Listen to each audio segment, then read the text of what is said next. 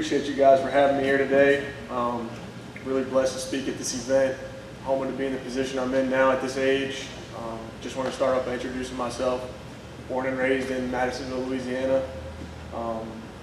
Went to high school at St. Paul's, like Mr. Ken said. Made a college stop at Southern Miss in Hattiesburg, Mississippi. Enjoyed my time there.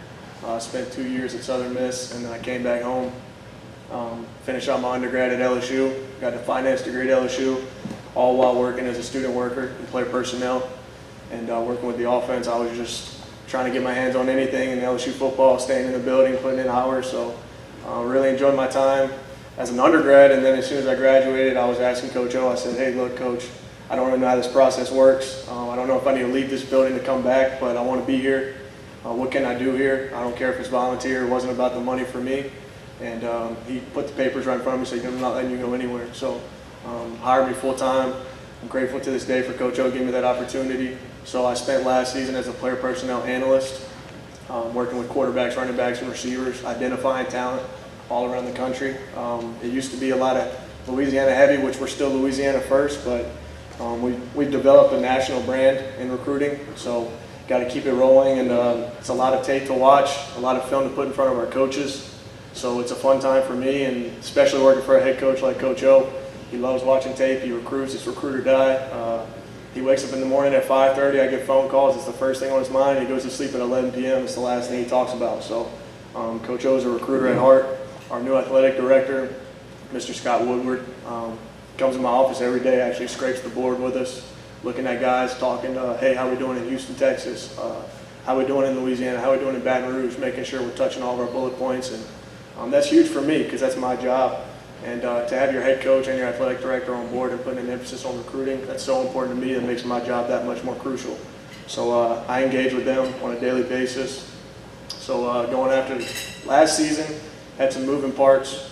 Coach O actually promoted me to assistant director of player personnel, still working with quarterbacks, running backs, and receivers. So that's my positions of choice. I'm very excited about it. I wouldn't want it any other way. Some people don't really know what player personnel is, so I just kind of, if I get too lengthy with it and I make everybody fall asleep, just let me know, but I just wanted to give a little summary. The first step is identifying talent. So we start in state. Coach Baggs sets up Louisiana high school calls. I'm sure we've already called Coach Hutch, but we touch every base in the state, make sure nothing's leaking out. We're highly involved in watching enough tape on state guys, even if we don't believe that they're offer guys. We're never going to miss anything in the state, and from there we branch out. Then we go national, surrounding states in the South. From South Florida all the way to California, we're looking. We're going up north now in the DMV area, so sky's the limit for LSU recruiting. You'd be surprised making phone calls and getting in touch with these kids, how interested these kids are in LSU. You talk to a kid from Washington, D.C., you'd be like, man, I grew up an LSU fan. You're like, how so? It's just like, I watched y'all play ball growing up. That's my team. Odell Beckham, that's my guy. I want to be Odell Beckham. So you just have to try. You have to get out there and you have to attack, see what they're saying. If you gauge interest, we dig deeper, find out who's the champion, who's the decision maker in their process, and you go from there. And you might be able to tell from our 2020 class, we've thrown out a wide net and we've caught some big fish. So 2019, we finished strong. I think we succeeded in filling some needs at running back position. As you can tell, our cornerback, Derek Stingley, true freshman, returning punts for us. So those are guys coming in as true freshmen. They're different. They're not just your average freshman. Those guys are specimens. They're three-year guys, get in, get out. They'll go to the league. But we're really excited about what we did in 2019. I also wanted to just touch real quick on last week's win against Utah State. I thought that was a great win for us. It wasn't talked about much, but defense held them to 6 points. I thought that was our best defensive performance. And offense, I don't have to say much about the offense. Y'all have been watching. We put up 600 yards of total offense. Coach Joe Brady has been a huge addition to our team. Coach Ingemeyer does a great job of making calls. And those two guys, working with them, that's my position. So quarterback and receiver coach, and working with those guys. They're great coaches, but even better people. Enjoyable people to be around. They're great recruiters. So I love being around those guys. Joe Burrow, can't say enough about him. He's playing at a high level. There's no question that he should be in the Heisman discussion. You compare him to the top guys in the country, he's that guy. I've seen him on and off the field. He's different. He has that look in his eye. It doesn't matter what you tell Joe to do. He'll run through a brick wall. He's got grit. He's tough. He knows how to read defenses. He knows where to go with the ball. He's on time. The whole team can rely on him. He gets knocked down, he gets back up. He's that guy. He's the one you want on your side. So Joe Burrow, no question. Receivers, you can't say enough about them. We got 2 guys on the Biletnikoff Award watch list. Jamar Chase and Justin Jefferson playing at a high level. Terrace Marshall was playing at a high level before he got hurt, but he'll be back soon. And I just can't say enough about those guys. I don't speak as much on defense because I'm not involved with them as heavily, but offensive, we're in a good spot. Can't praise the staff enough. Coach O's put together a great staff over here. Very enjoyable to be around. Like I said, we get those guys out on the road. We give them their books and their maps, and they just take care of the rest. They go from anywhere. They bring back names. They're recruiting. They're watching practices. They're getting kids on campus for unofficial and official visits. So it's just been great working with these guys. I wanted to give you all a quick preview on Florida. We're excited about Florida coming to town this week. They have a great team. Their quarterback, this is his first start ever on the road. He actually got banged up last week and showed a lot of toughness, came back and finished the game. Their running back put together a good performance against Auburn. Their lead receiver, Kadarius Toney, when we faced him, he was the biggest threat to us last year. I don't believe he'll be ready for this week. And Van Jefferson will probably be the most talented guy in that room this week. And then Kyle Pitts, their tight end, is another guy to look out for. Very talented, long, lanky receiver-looking tight end, more of a flex guy, but got great hands. He has range, and he'll mix it up. He's a good player. The O-line is very solid as well, but they have a lot of good skill players. They're very deep. They have a lot of depth. On defense, their 2 edge guys are incredible. They're first-rounders, Jabari Zuniga and Jonathan Greenard. Grenard transferred in from Louisville, talented guy, can come off the edge, rush the passer. Both of those guys, to me, are outstanding. Their Mike linebacker, David Reese, he's a stocky guy, can stop the run. He leads their defense, makes their calls. He's outstanding. He's played at a young age.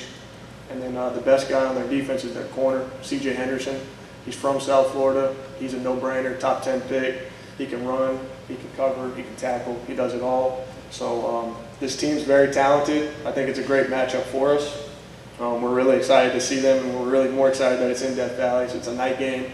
The recruit list is loaded this weekend. We actually sold out on tickets already, so it's Tuesday, and that's not normal. Usually it fills up all the way until Saturday morning, but we're really, really excited about that. Just wanted to touch real briefly on what we look for in player personnel. The first thing you're looking for is build. You just want to see if they pass the eyeball test, but that doesn't necessarily mean that's the final call on the kid. Coach O always tells me, I'll be like, Coach, I think that kid might be too short. He's like, do they have a measuring stick between the goalposts before they run out there and play football? I didn't think so. So you got to look at that thing and take it for, it's a grain of salt. Go to the next step, and it's the skill set. So you're looking for movement skills. You're looking for explosion, burst, mechanics, foot quickness, pass set, anchor, little things like that. So we have all these evaluation terms that we use, but that would be the next step. And then you look for the third step is scheme fit. So many people run different schemes on defense. Many people look for different types of quarterbacks. So scheme fit is important because you don't just, a lot of people look for best available and they just throw them all in the bucket and then try to find the best at all these guys, but that's not how it works. If you want to have success, you want to be a national championship team, they have to fit your system. And the fourth step, which I believe is the most important step, is intangibles. So that's the only way you can find out intangibles on a guy is if you get him on campus and you actually sit down and meet him and his family. And you find out character. So we do a good job of character evaluations, football IQ, can he talk the talk? You can put enough on tape, but do you know how to read cover two? And do you know what happens when the corners come off and the cloud cover? So that's huge for us, getting our offensive coordinator in the mix with our quarterbacks, the 2 guys. So it's incredible to just see how these kids are advanced and juniors and seniors of high school can talk football. We cut 200 guys at minimum a week, so that means we're chopping up film on our own. We grab full games and we cut up the games from that week and put them in a folder and let Coach O watch. Coach O watches 10 guys a day with Coach Bags in the morning at 6 a.m., which is it's unheard of in college football. Nobody's watching that much film during the season. Most guys are game planning, but Coach O's like, where's my folder? I got to get my film in. So sometimes it's more than 10, but we have 200 guys ready for them at minimum every week, and that's all credit to my student workers. So I have 14 guys back there that do this for fun. They do this at minimum wage. They're in school, and they're workhorses. They get everything done for me, and they choose to put in the hours. We can only pay them for 20 hours. Those guys put in 40 and 50 hours. So I was that guy back then, and now I'm blessed with the opportunity to be managing that room, and I have some great workers back there. And the coolest part to me is when we identify these guys and we want to reach out and contact, we have text, calls, letters. We still write handwritten letters. But the first 5 guys that they speak to before they get to Coach O and to these position coaches is myself, David Bowen, Keith Sanchez, who are both the full-time guys back there with me in player personnel, or you talk to Jeff Martin from New Orleans or Kevin Falk. All 5 of us are from Louisiana, so there's a huge emphasis in the guys that you're speaking with is Louisiana first. We're from here. This is what we bleed. We bleed purple and gold. And I tell my guys all the time, I walk in the morning, I say it's a great day to be a Tiger. It really is. It's a blessing to be where we are. This is the only place I've known since I started working in this industry. So I couldn't be happier with what Coach O has taught me, and I'm still learning. I pride myself on being accountable, having a work ethic, and always having the willingness to learn. I learn something new every day in that building. I was talking to Coach about it. I'm surrounded by guys with Super Bowl rings, with national championships. They know what it takes to win. I haven't been there yet, but it's great to learn from those guys. And people always ask how we do it, how do you recruit at this level? And you have to be transparent. You can't sit there and tell a kid and sell a dream and say, hey, you can play at LSU. If you don't think he can play at LSU, tell him what he needs to fix. So I love doing that. I love being transparent, and that always works out for you in the long run, because a kid might go from taking a large step from junior to senior year, and you tell them, hey, you made that step. We want to offer you a scholarship. So that's the best part for me, is being transparent, being upfront, and that carries over to when they get on the team. So I have guys like Tyrion Davis I had strong relationships with when they were in high school, and he gets here, and you do a little bit of player development, making sure those guys are happy, making sure, you know, everything that you told them to expect is happening, and they're taking care of their business. We manage the board, so the film comes with a big old board. We call it the war room. So you got to manage the national board. We call the other board the boys from the boot. So that's our other board. That's just straight Louisiana from 2020 to 2022. And then you got your underclassmen board, which is just your 2022 board. So we're recruiting. 2020 is almost finished up. We're down to 2022 and 2023s, watching young guys, getting in the game with those guys. It's a really exciting time for us. And the community support around here is unmatched. I just want to, that's something on y'all that it's been amazing to be around in Louisiana and just see the people that get so excited for LSU football. I didn't really know. I didn't grow up being just the biggest LSU fan. You know, I liked them, I watched them, but to see it now, I was an idiot for not being an LSU fan when I was growing up. This is the best thing to be around, and there's so many people that they would die for this. Like, this is everything to them. They come out there, we're eating gumbo and jambalaya, tailgates. These kids see this.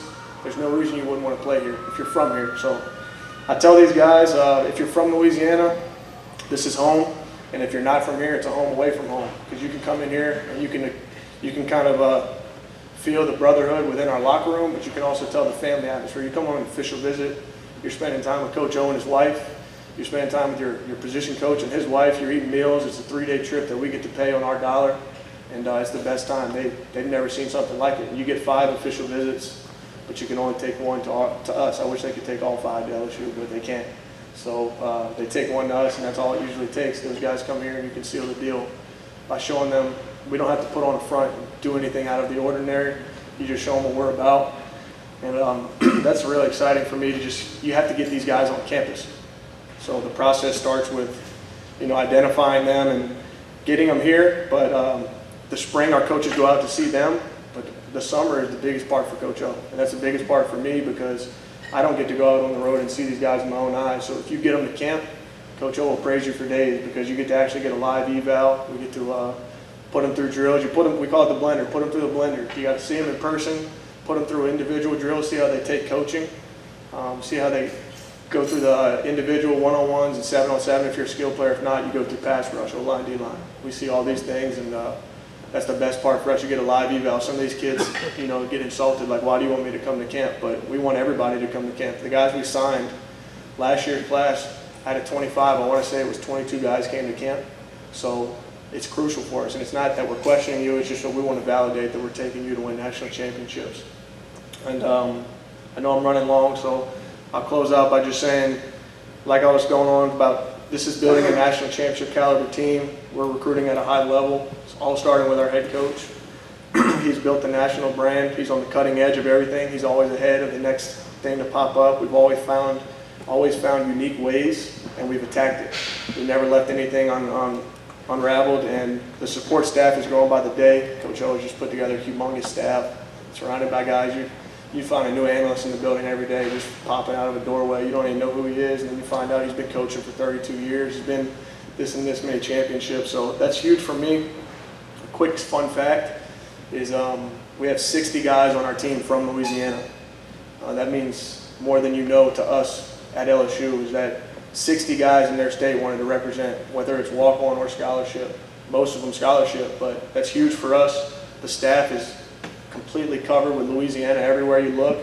These people choose to stay here. You know, people like Dr. Sam Nader and Jack Marucci, these people choose to be here. It's not like they're forced to be here. They could have been retired. They could have sat on whatever they had and called it a day, but these people want to be here. These people want to help these young men. We have a 90% graduation rate, playing the best conference in college football, SEC. We know how to develop your young man if you have a kid coming in, and it's really fun to be around. And we've got the new facilities, which is awesome, so we're really enjoying the new facilities. They're state-of-the-art, and they call us NFLSU for a reason. So these guys come in 3 and 4 years, they're out the door, they get a degree, and they're playing in the league, and you see most of those guys, it's credit to their hard work. So Devin White and Duke Riley, Leonard Fournette, we're very proud of those guys. And I just wanted to leave y'all with a few quotes that really meant something to me. Was never forget why you started. I'll never forget that. I don't take it for granted. This job has shown me exactly why and what that quote means. Another one, this reminds me of my parents. My parents are sitting right here. Don't let anyone tell you that you can't do something. If you have a dream, protect it. If you want something, go get it. They've always taught me to work for everything I get, and I'm still living out my dreams. And then I've always loved this one as well since I was 9 years old. Do not go where the path may lead. Go instead where there's no path and leave a trail. I'll die by that quote. That's my motto. So I appreciate y'all having me again. I know I went longer than expected, but I'll open it up for questions.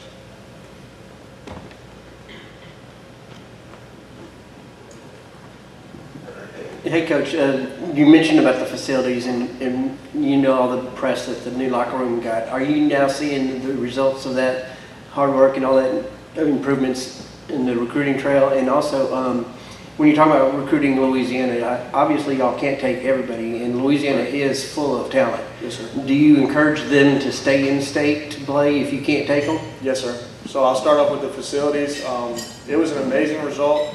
It was actually kind of a bad time for it to be released because it was a dead period where recruits couldn't come on campus, so they were seeing it on Twitter and everything, and they were dying to come visit. They're like, man, I'm coming this weekend, and I'm like, you can't.